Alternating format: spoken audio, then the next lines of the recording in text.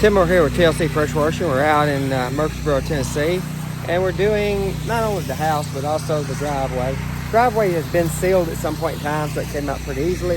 It has been a while since it's been cleaned.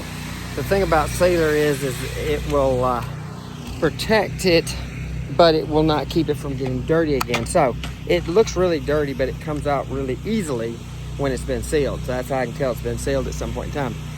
Probably was sealed after most of the pitting, or it's been such a long time that most of the properties are kind of giving up, and so there's a lot of pitting from salt and stuff.